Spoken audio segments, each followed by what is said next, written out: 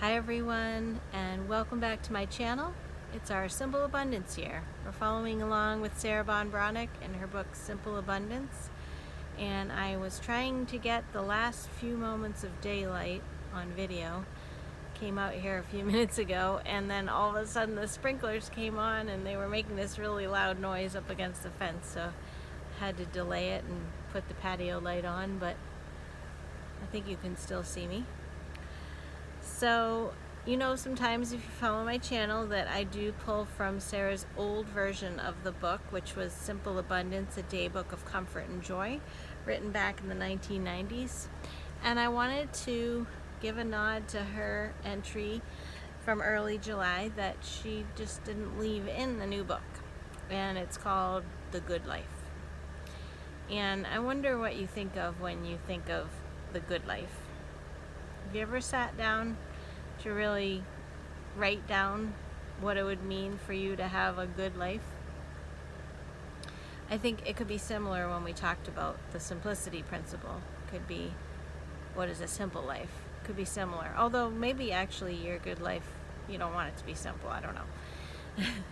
I don't want to put that into your mind. But I know I shared with you guys, again from my journal video back at the beginning of the year, that every year I will write out my happy life, is what I put at the top of the page, and then I just write down all the qualities of things. Like, I don't like to get up early in the morning, so it might be I get to sleep in and things like that. So maybe consider doing a list of what a good life would be. Maybe it's service to others. Could be on your list as well. So Sarah tells us about Scott and Helen Nearing. They were a couple at the end of the Great Depression that they left the city of New York and they just went up into the Green Mountains of Vermont. And you figure back then, this is probably very, very rural there. So they lived a very, very simple life there. And Sarah describes how even things like honey, they didn't even use the full serving size. So they rationed everything. I think, well, we're kind of in similar times now, but I do think that if you lived during the Great Depression, and we know this from some of our grandparents, or they may have passed on by now, but who went through that time, that they saved everything after that. There was never a security of excess. So I think that Scott and Helen Nearing, they went up to Vermont and they just thought, we're just gonna live here, and we're just gonna use what we need and not have excess and get away from the busy city life. I was hearing on the news that a lot of people are moving out of some of the metropolitan areas, which makes sense right now, because if you're working remotely, then why live somewhere like that has huge rent, and some of the places are not even open, so it makes sense. So it's going to be interesting to see how our world changes from the pandemic that we're going through. But that aside, let's talk about the good life. So Helen tells us in her, well, she wrote 2 different books, and shoot, now it's so dark, hopefully I can see. She did write a handbook called Living the Good Life, How to Live Simply and, how to live sanely and simply in a troubled world.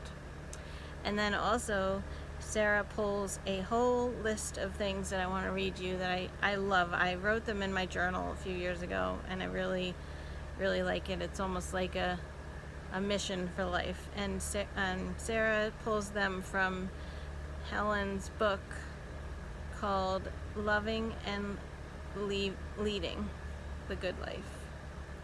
No, sorry. In this light, it looks like loving and leaving. I'll put it in the notes. Sorry, I should have brought a little flashlight out. No, it's going to be really dark soon. Okay, so these are Helen's little encouragement of how to live the good life. Do the best you can, whatever arises. Be at peace with yourself. Find a job that you enjoy. Live in simple conditions: housing, food, clothing. Get rid of clutter. Contact nature every day.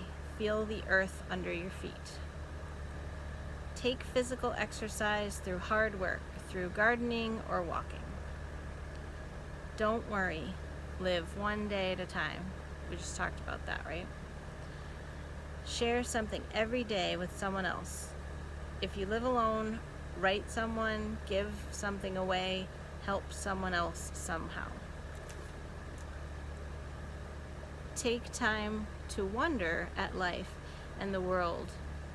See some humor in life where you can. Observe the one life in all things. That would be like harmony principle, right? Be kind to all creatures. And then Sarah says, I have no doubt that if we lived these suggestions every day, not just thought about them, we would realize, as the Nearings did, that the good life is truly here and now. I like that. And I wanted to share, you might have seen this when I went through my journal. My planner. This is something that's been in my planner. I wrote this in 2000, so 20 years ago. I was 24 years old. It's kind of like my little mission for life. And if you remember my planner video where I said that my planner was stolen, I actually got this back. And I mentioned to you guys it was in the rain and everything. So this is the original one that I've had in my journal for so long. And it got a little bit crackled in the rain. I didn't even really reprint it or anything. So this is the original one. I just typed it up and then I put it on like some pretty craft paper with dragonflies and stuff. So this is going back to Carolyn at 24 years old, but it still rings true to today, and it's very similar. I had never read Simple Abundance in, let's see, I take that back. I think I got Simple Abundance for the first time in the early 2000s. So this is pre-Simple Abundance, and this is before I read any of Helen's bullet points there. So this is what it says. Love this life is the heading that I put. And I said, be thankful each day. Achieve balance in your life. Cultivate relationships and be open to new friends. Pursue your interests. Continuously explore new things and expand your mind and enhance your spirit. Nurture your body with nutritious food and healthy activities. Make an effort to improve the world and the lives of others. Celebrate your successes. Learn from mistakes and disappointments and move on. Take quiet time out each day for reflection and prayer. Connect with nature regularly. Live each day as the person you're meant to be. So I feel like Helen and I were kind of on the same page there. And I keep that with me in my planner all the time. So I wonder if you sat down, if you'd be able to put some thoughts together about what the good life is, maybe some ambitions for yourself or ways that you think you could achieve that. Either hopefully maybe some of my words or Helen's words have inspired you to put down some of your own bullet points like that. I actually also framed this, and it's in my office as well, in a frame.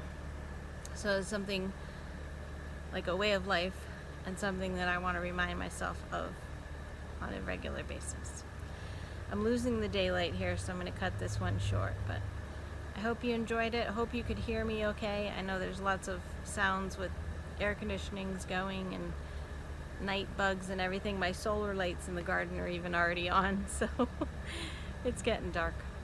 I hope you've also had a wonderful day, and I hope you'll leave me a comment and that you're finding the entries recently to be especially hitting close to home and making you think and making you carve out some time for yourself, because that's a big part of the Simple Abundance path. All right. Love to you all, and I will see you on the next video. Bye-bye.